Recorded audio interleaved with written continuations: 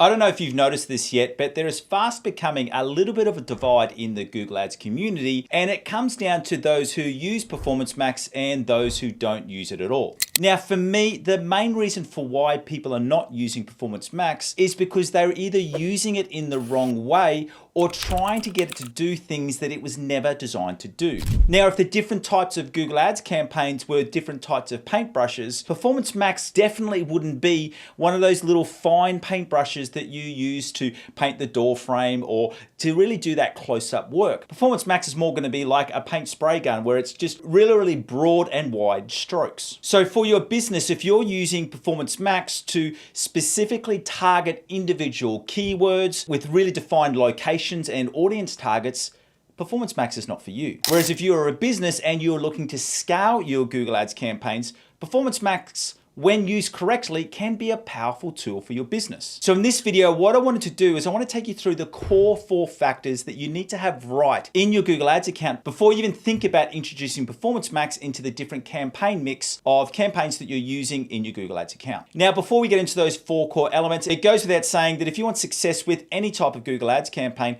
especially your Performance Max campaign, you do need to make sure that you're optimizing your Performance Max campaigns in the right way. And so that you know all the different optimization options that you've got for your Performance Max campaigns, and to make sure you're optimizing them at the right pace, so you're doing the right actions every week, and the other actions that need to be done monthly, you're only doing them monthly or bi-monthly or even every 90 days. And this is my Google Ads optimization checklist. Now, I do want to stress that this is my updated version, and this is the first video that I'm releasing this updated version on. So if you've got any of my other optimization lists, make sure you follow the link down in the description below so that you can get this updated list. And right now, let's get into that first important element that you need for successful Performance Max campaigns. And this comes down to your conversion data. Now, the reason for why conversion data is so important for your Performance Max campaigns is because you need to remember that Performance Max was designed in order to generate more conversions for your Google Ads account. And the way that it does this is it leverages off current conversion data that you have in your account level,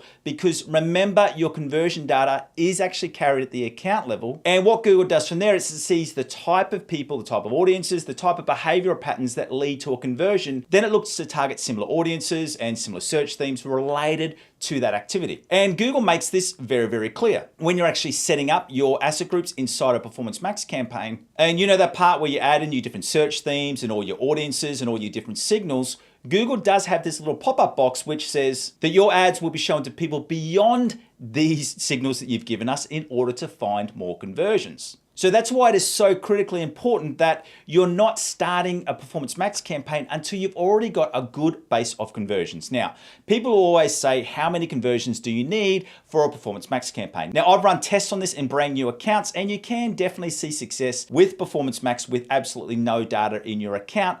But it does take time and there is some wasted spend. And for a lot of businesses, that's just not an option. So the framework that we really look at is, to simplify it, it's 30 conversions in 30 days, but it is more detailed than that because there are some other core factors that I really look for before we introduce Performance Max. So not only do you want to be seeing at least 30 conversions over the last 30 days, you also want to see that really average out. Some people go, they've got a new campaign and for the first 14 days, they get nothing. And then they get this big influx of conversions and then they go, right, we're now over 30 conversions, so let's start Performance Max. I really like to see it more balanced, where we're seeing at least 1 conversion a day. And then what I also want to see is I also want to see that when we take a longer look at the account history on a weekly basis, we want to see that we're seeing that conversion data go on an upward trend for a good 6 to 8 weeks. So for me, if you're adding a Performance Max campaign where you've got 1 week where you've got 10 conversions and then you may not see any conversions for the next couple of weeks, and then you might get another blast of say 5 or 10 conversions, for me, your account isn't ready yet. You want to see that increase of regular weekly conversions. And the other core metrics that I look at is I actually want to see your click-through ratio, and I want that to be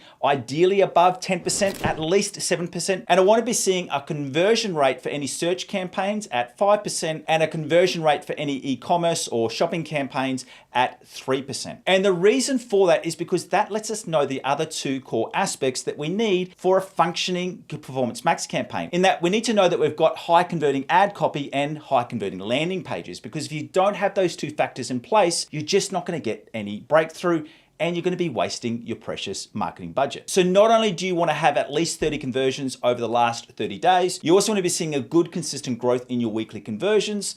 You then also want to be seeing a click-through ratio, ideally of above 10%, and those conversion rates at 3 or 5%. And what that generally means is that before an account is ready for a Performance Max campaign, that account's going to be 3, 4, 5, or even 6 months old. So I do not recommend that Performance Max as a start-off campaign, because you're more focusing on your search or your search and or shopping campaigns to really find out what is the best converting traffic, what is the best converting ad copy, and what is the best converting landing pages. And then when you've got that picture in place, that's when you can look to introduce a conversion-driven campaign like Performance Max. And now that brings us to the second core factor that I really look for in an account before we introduce Performance Max. And that is when we go into the audience section of your Google Ads campaign, I want to see some lists like customer lists. So these could be manually updated customer lists that you've added into Google Ads, or your website visitors list, and I want to see them over 1,000 each. The reason for that is this, is because when I look to introduce Performance Max, what I am looking at doing here, I'm wanting it to go after new customers. So when I introduce Performance Max, if I've got high converting search and shopping campaigns, I will keep them running, and then I'll add Performance Max with these campaign settings in place. Firstly, I'll set them to only bid for new customers, and that's why we need those audiences there, so that we can really distinguish and let Google know that these are our current customers. Don't target them with the Performance Max, go after new customers. And then the second thing I'll also do in the campaign settings setup is that I'll add my own brand to the brand exclusions list. And the benefit of that is that we're then making sure that our Performance Max campaign is not targeting on branded search. And when you hear a lot of the negative feedback about Performance Max, it really comes down to that, is that it's just retargeting traffic that was going to find us anyway, or it's targeting branded traffic. The way that I find the best success with Performance Max is to really break it out in your campaign. So you've got your search and or your shopping campaigns, really focusing on that high converting, high buyer intent or high converting intent traffic. But what we're doing with Performance Max is we're putting it above that to bring in new customers and new people who haven't heard of our brand or aren't even potentially looking at our products or services yet. And that's where I see the power of Performance Max and where we're seeing great success with our Google Ads campaigns. And now we come to the third and fourth core element that you need for successful Performance Max campaigns. And this comes down to, I have mentioned these two metrics before, is you want to make sure that you've got ad copy which is converting, and you're also filling that campaign with the search themes which you know that convert. Now, one of the main drawbacks and one of the things that a lot of people say they don't like about Performance Max is you don't get the same amount of data inside of Google Ads as what you do for search and shopping campaigns. And that is true. I don't think anyone would be arguing that. But what I want to do is let's jump into a screen share now, because I want to show you how I grab this data. And it's not only inside of the Google Ads dashboard, but as well, we also grab extra data from some different scripts that we're running. So let's jump into a screen share so I can show you this data. So as you can see, we are in the Google Ads dashboard, and I've put this into our Performance Max campaign. Now, there are a couple of the areas that I do grab some data from Performance Max, but I will also show you this script, which I'm finding an invaluable tool in order to increase our performance. So when you are in the campaign, the main area that I will go through is if you go into your asset groups, and you can see here we've got 3 different asset groups that are running. If you go to this table function, and what you can also do in the table function is you can also put in here the modify column section, and let's add in some extra conversion metrics in there. And you can see from here, we've now got some asset group based data. So we've got different clicks, cost, impressions, cost per conversion, and conversion rate. You can add extra details in there. But the way that I use this is because generally when I start a Performance Max campaign, I'll put different product categories or service groupings together. So you can see here, we've got 3 individual different products for our business listed in here. And what I'm firstly looking at is I'm looking at the different spend metrics compared to our different conversion rates. And really what we're looking at in there is we're looking for opportunities is, are there different search themes or product category themes which would benefit from being taken out into a separate Performance Max campaign? And one of the things we look at straight away here is I can see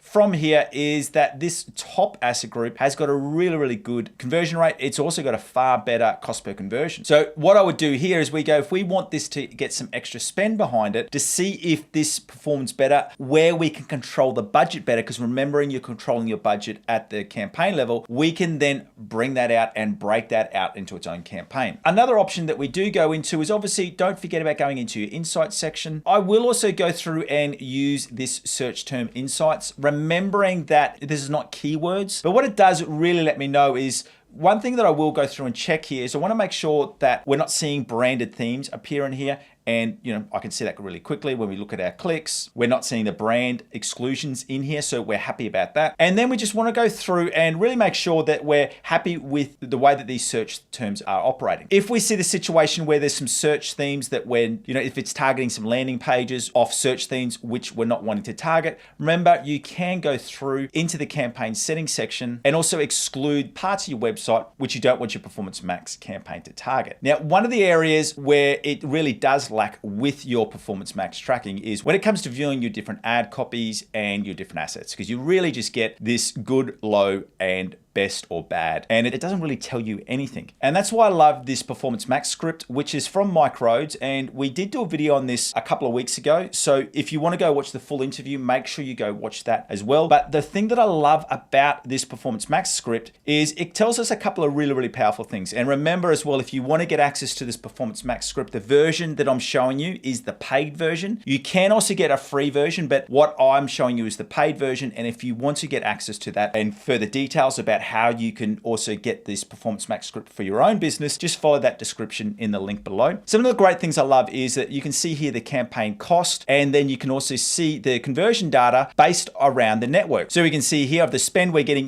we've had 1,200 spend on the search campaign, and it's giving us 61 conversions. So we're seeing here that what would be an issue is if we're getting all of the spend in the search, but it's not converting, or if we're getting a really high level of spend in the display campaign, and once again, it's not converting. That gives us some really powerful information there. What we can also do through here as well is we can kind of see these wheels through here. So this is what we're spending, and this is what we're getting in terms of conversions. Once again, if you were to see a high spend on your video, but no conversions, that would once again cause some real problems. And we could then look at further options to help with the optimizations. But what I really do like about this Performance Max script, and this is only in the paid version, is when it comes into the different assets. Because what we can actually now see in here is if you change this to different, so you can change it by your video, you can change it by your headline or by your different descriptions. You can now see the data at the headline level of what's being spent and also what's giving us those conversions. So what that will allow us to do through here is if we were to see that our headline, which is getting the highest level of spend, if we weren't getting the conversions, we could change that. This also gives me a lot of confidence to know for